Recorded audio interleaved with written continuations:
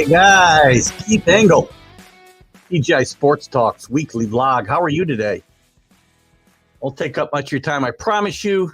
I want to talk about something. I talk a lot on my vlogs about how Major League Baseball just doesn't get it. Whether it's new schedules, whether it's new rules, whatever it might be. We'll take a break from that today. Major League Baseball gets something right with Roberto Clemente Day, which took place, I believe, on Thursday night. With the Mets and Pirates all wearing number 21. I think on the same night, the Tampa Bay Rays became the first team to field an entire lineup of Latinos to start the game. And I think this is a well-deserved honor and something finally that Major League Baseball gets right. Roberto Clemente, one of the most underrated players in Major League Baseball history, in my mind.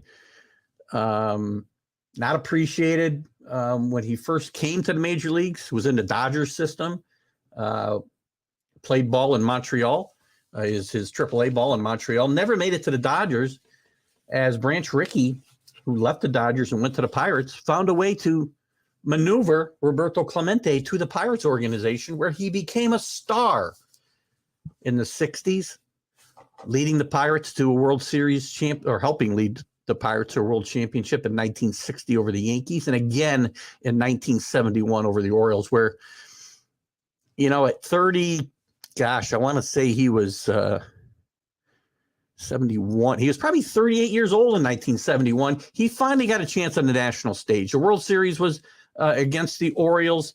It went 7 games. It had a much bigger audience and a much bigger appeal. Not appeal necessarily, but much bigger audience and eyes on it than, say, the 60 World Series or any other time during Roberto Clemente's career. There were night games played for the first time. All the games were broadcast on national TV. Totally different world than it was in 1960. And Roberto Clemente, at his advanced baseball age, showed why he was one of the most underrated, one of the greatest players in the game. He did it all. You talk about 5-tool players. He did it all in that World Series and for his career. He could run. He could throw. He threw some balls from right field. I was 11 years old at the time. One of the first World Series that I remember very vividly. And I remember him making some throws to the plate, to third base from right field that were just unbelievable. Rockets from all kinds of angles. I think he hit 417 in that World Series. He hit home runs. He drove in runs. He was the MVP. And it was stuff that he'd been doing for a dozen years at that point. And a wider audience finally got to see him. And people talk about the greatest outfielders of all time. Roberto Clemente often gets left out of those conversations. We hear about Ruth, and we hear about Mays, and we hear about Aaron, and we hear about Bonds.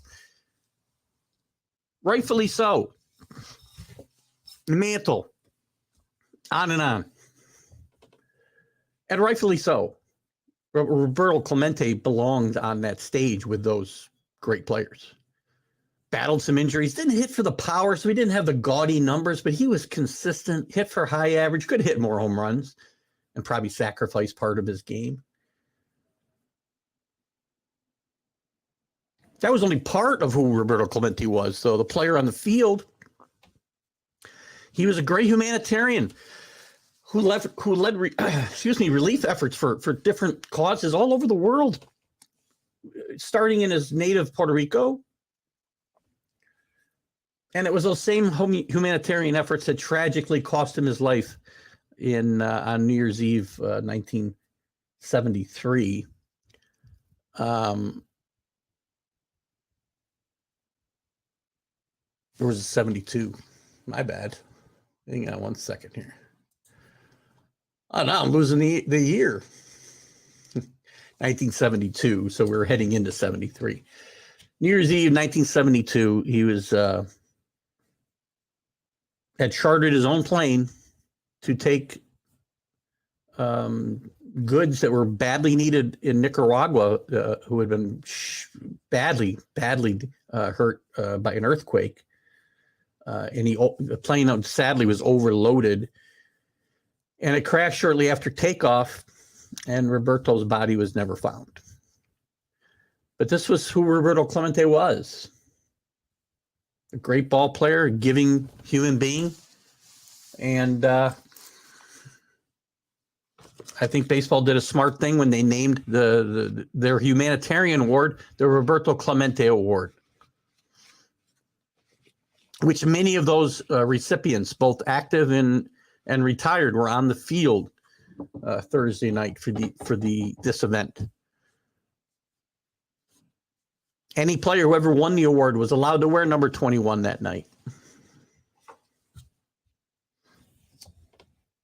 And there were other ceremonies as well. And you know what? God bless Major League Baseball for finally getting this right.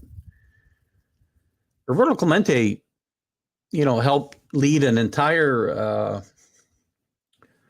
demographic forward in the major leagues. There were not a lot of, obviously we know Jackie Robinson led the way for blacks.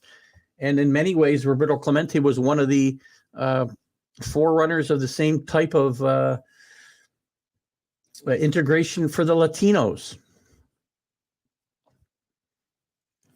And again, it's a game that many Latinos used as a way to get out of their poverty-stricken upbringings, maybe in the Caribbean or other places around the world, mostly the Caribbean, with players coming from Puerto Rico, even some from Cuba, obviously, the Dominican, Venezuela, which is in South America. So again, Mexico. Here I am showing my knowledge of geography in Latino countries. But again, the game is better for it. So many great players maybe would not have made their way to the major leagues without forerunners like Roberto Clemente. And he was such a great role model for younger players and how to act. He was a god in his native country, Puerto Rico. Never treated that way necessarily in Pittsburgh until later in his career. There was some bad, there's some things that dogged him as for, because he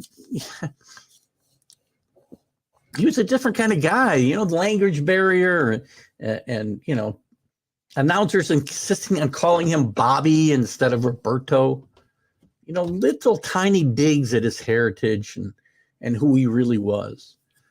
Whether they were meant to be malicious or not, they had to be hurtful. He was often called a malingerer because he would be injured. And, when he missed games because he couldn't play. There's a difference between injured and hurt. And Roberto Clemente definitely played when he was hurt. So he got a bad rap mostly early in his career, and a lot of that went away after 1971, that World Series, where he was on display. His prowess on the field was on display, and we soon came to find out about his great efforts as a human being and doing some altruistic work that many of us will never, ever undertake. As I said, it ultimately cost him his life. He did get his 3,000th hit on his last at bat of the 1972 season against the Mets, the same team that was with the Pirates for this event in Pittsburgh on Thursday night. And after his tragic death, Major League Baseball, again, sometimes they do get it right, waived the 5-year waiting period for the voting for a Hall of Fame, and Roberto Clemente was inducted with the very next class.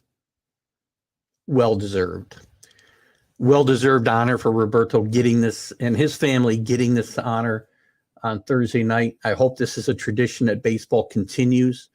Roberto Clemente meant a lot to the game of baseball, meant a lot to the Latinos around the world, and helped pave the way for many of them to become the great players that they did in Major League Baseball. And we had the privilege of watching many of them because of those efforts of Roberto Clemente on the field and off. And the Roberto Clemente Humanitarian Award is one of the great honors a person can get during their Major League Baseball career.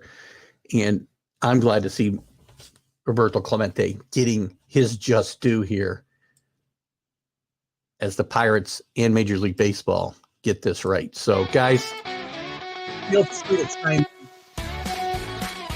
If you got something negative to say about this topic, please keep it to yourself.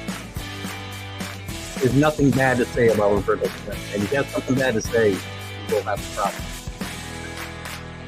All right, guys. Keith Engel, TGI Sports Talk. Have a great day.